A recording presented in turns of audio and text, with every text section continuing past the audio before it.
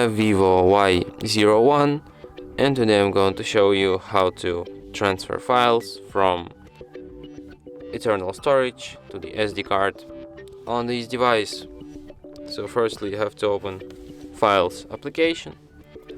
You can transfer downloads, images, videos, audio, documents and also apps.